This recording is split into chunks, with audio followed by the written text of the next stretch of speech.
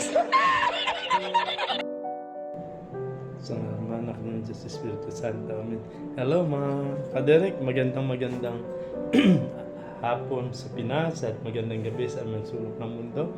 Claudis TV, aka Derek Ramsey. Ayan, mga kaderek, ito po yung kwarto ni Claudis TV.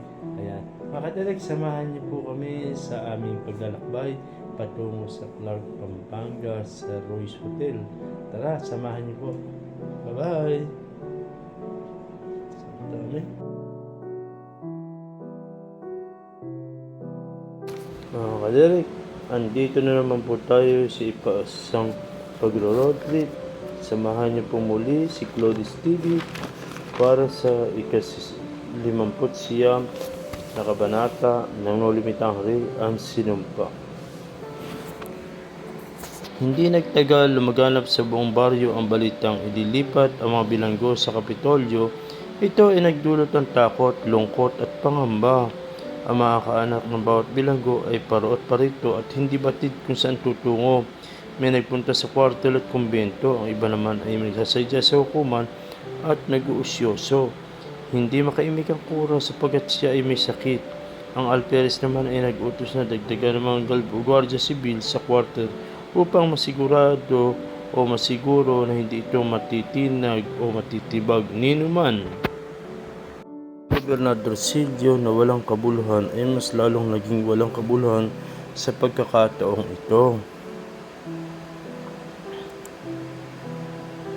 Ang mahalaga lamang sa kanya ay ang pagkakakulong ng Tenyente Mayor. Kahit tumitindi ang sikat ng araw ay patuloy pa rin ang mga tao sa pag-uusyoso sa maaaring mangyari sa mga bilanggo. Si Doray, ang masayang asawa ni Don Filipo, ay naroon din. Hindi siya mapakali habang karga-karga ang anak na sanggol pa lamang. Umuwi na kayo, sabi ng isang kaibigan sa kanya. Baka lagnatin ang anak mo. Bakit pa siya kailangan mabuhay kung wala ring ama na mag-aruga sa kanya? Ang walang pag-asang sagot ni Doray. Walang kasalanan ng asawa mo, marahil ay pauwiin din siya. Sana'y magdilang anghel ka. Ngunit balakas ang aking kutob na hindi namin siya makikita ng aking anak. Maging si Kapitana Tinay ay umiiyak at tinatawag ang kanyang anak na si Antonio. Ang matapang na si Kapitana Maria naman ay nakakahabag tingnan sa kanyang itsura na nagpupumilit akyatin ng pader upang masilayan ang kanyang kambal na anak.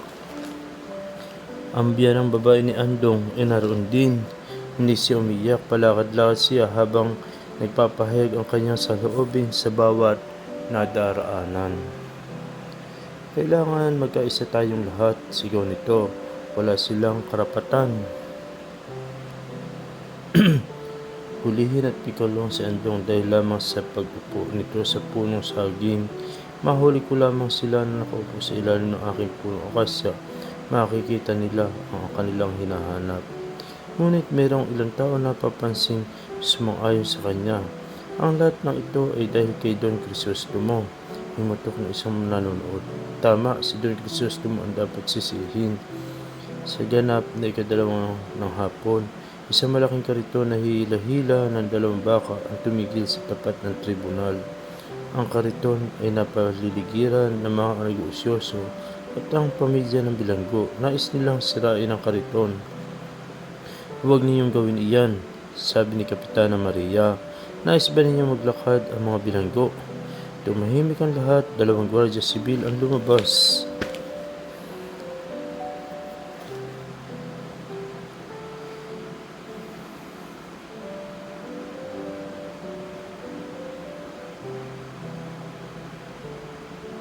At tuluyan ang nag-iyakan ng mga kaanak ng mga bilanggo, kasunod ng 2 gwardiya sibil ang mga pinagbibintangan nagsilusob.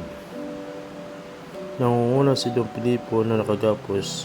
Ngumiti siya sa kanyang asawa, umiiyak naman si Doray at ninais na yakapin ng kanyang asawa, ngunit pinigilan siya ng 2 bantay na kawal.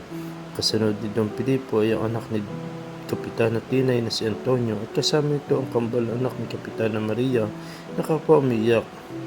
Nilabas ni si Andong na napahagulgol na makita ang biyanang nagtulot sa kanya ng kasawian at si Albino na darating si Marista at kasintahan ni Victoria. Ang huling labas ay si Crisostomo Ibarra. Hindi siya nakagapos, ngunit nasa pagitan naman siya ng dalawang kawal. Kaawang-awang binata ay tumatanaw-tanaw at maghahanap ng kaibigan. Siya ang dapat sisihin, sigaw ng maraming tinig. Tingnan ninyo, siya ay may kasalanan, ngunit siya pa ang walang gapos. Ang manugang ko'y walang kasalanan, ngunit siya ang nakagapos. Lumingon si Ibarra sa kanyang bantay. Gapos ninyo ako ng maayos hanggang sa siko. Sabi ni Ibarra, wala pong inuutos sa amin, igapos kayo. Mas mabubuting igapos ninyo ako, kundi ay makakatakas ako.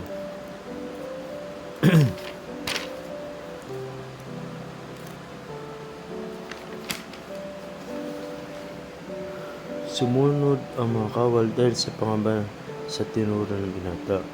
Maya-maya lamang ay dumating ang alperes, lula ng isang kabayo. Maganda ang kanyang bihis at ang kanyang likuran ay may 15 piling gwardya sibil. Bawat bilanggo ay may kaibigan o kamag-anak na nagmamahal at tumatangis para sa kanila. Bukod tanging si Ibarra ang wala ng isa man lamang karamay. Si Juan na aali-aligid at ang guro ay bigla ring nawala sa paligid. Ano ang nagawa ninyo sa aking asawa? Ang umiiyak ng tanong ni Doray kay Ibarra. Tingnan ninyo ang kawawang anak ko. Pinagkaitan ninyo siya ng ama. Ang mga kaanak ng mga bilanggo ay galit na galit kay Ibarra. Siya ang pinagbibintang may kasalanan ng lahat. Si Ibarra naman ay nanatiling nakayuko sa gitna ng di maipaliwanag ng pagdurusa. Luwag ka, sigaw ng biyanan ni Andong. Habang ang iba'y nakikipaglaban para sa iyo, ikaw naman ay nagtatago sa karamihan. Isa kang duwag, sumpain ka, sigaw ng isang matandang lalaki. Sumpain ang kayamanang kinamkam ng inyong pamilya na siyang nagpagulo sa aming buhay. Sumpain ka, sumpain ka. Dapat kanilang parusahan at bitayin. Isang erehe, sigaw ng isang kaanak ni Albino na hindi nakatiis kahit pumulot ng bato at hinagis ito kay Ibarra. Dumugo ang noo ni Ibarra, ngunit tinanggap ito ng binata ng walang galit at walang hinanakit. Ito na ang kanyang pamaalam sa bayan na pinag-alayan niya ng kanyang pag-ibig at katapatan. Sa pagkakataong iyon ay naalala niya ang naging tadhana ng mga kaanak ni Elias. Ang lolo nito na walang kabag na kinaladkad sa daan at ang lola nitong natagpuan ng bangkay habang nakatingala sa pugot na ulo ng kanyang anak. Habang dumaraan sila sa bahay-bahay ay napansin ni Ibarra na wala na isa man lang sa kanyang mga kaibigan ang nagbukas ng kanilang bintana. Si Sinang pinagbawalan ni Kapitan Basilio na sumilip man lang. Nang mapadako sila sa kanyang tahanan, nakita ni Ibarra na umuusok-usok ang labi ng kanyang bahay, ang bahay ng kanyang mga magulang kung saan siya isinidang at buong pagmahal may naruga. Ang tahanan ng puno ng saya tuwing may pagdiriwang, ang tahanan puno ng masayang alaala at ng kanyang kamusmusan. Nais niyang umiti, ngunit tanging luha lamang ang makikita sa binata. Wala na siyang tahanan at wala na rin pag-ibig, kaibigan at bansang mapag-aalayan ng kinabukasan. Mula sa isang mataas na lugar, pinagmasdan ni Pulos Potasio ang karito ng mga bilanggo. Napansin na matanda na sinulyapan siya ni Ibarra at ginantian man niya ito ng isa pang pagkaway. Pagkatapos ay bumalik ang nanghihina ng matanda sa kanyang tahanan. Hirap na sa kanyang paghakbang. Kinabukasan ay natagpuan ng mga pastol ang bangkay ni Pulos Potasio sa may pintuan ng kanyang tahanan. Mga kaderek, dito po natin tatapusin ang pang-59 na kabanata, ang sinumpa. Mga kaderek, maraming salamat po sa patuloy niyo pong pagsama kay Claudes TV. Naway samahan niyo pa pong muli sa aking mga panibagong road trip o travel. Mga kaderek, mag-iingat po kayo lagi at maraming salamat po sa aking mga members, sa aking mga super chatter, at sa lahat po ng mga silent viewers na laging nanonood sa aking video. Maraming salamat. I love you, Manwa, Chup Chup. Mag-iingat po kayo lagi. At kung di pa po kayo subscribe sa aking channel, please subscribe my YouTube channel and click the notification bell para lagi po kayo updated sa aking mga bagong videos. Bye-bye!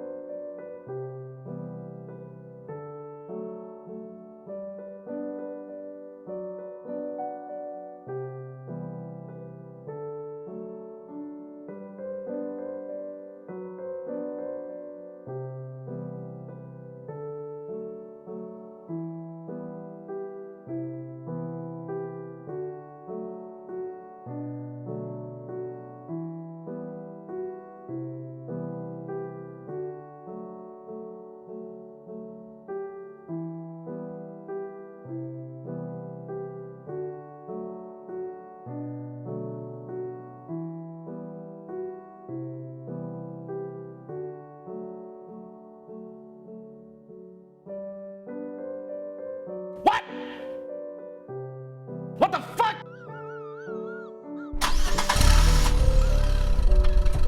Wala na, finish na.